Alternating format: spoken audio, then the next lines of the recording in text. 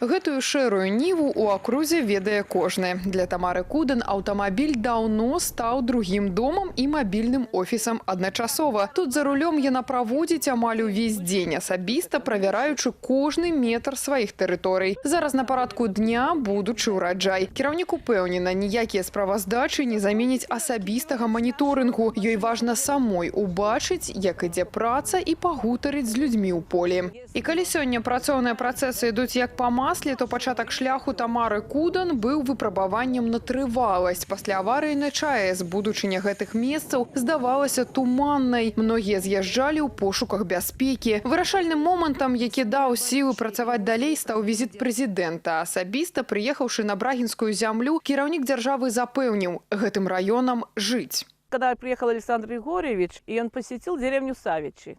А тогда самоселы отселялись в Светлогорске, и они попросили, чтобы, приехали назад.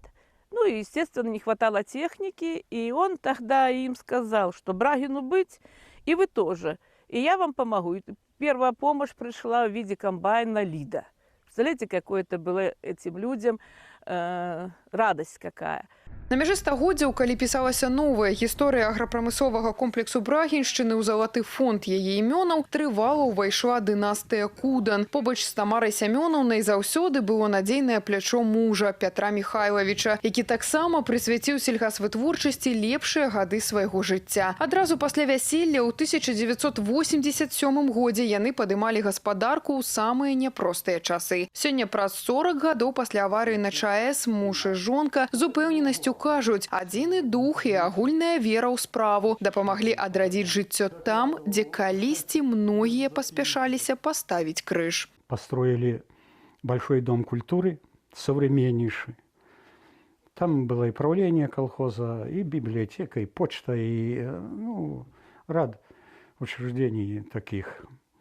Уже когда заходил вопрос, уезжать ли или оставаться, уже ни у кого мыслей таких не появлялось. Сёння Пётр Михайлович на заслужаным адпачынку, але сямейная вахта ў сельскай гаспадарцы працягваецца. Галоўным сваім дасягненнем за гэтыя дзесяцігоддзі Тамара Сямёнаўна лічыць зусім не дошкі гонару або высокія ўзнагароды. Для яе куды важней адданасць людзей, якія засталіся тут. І тое, што калісьці іх сям'і удалося даказаць. На гэтай зямлі можна і трэба жыць.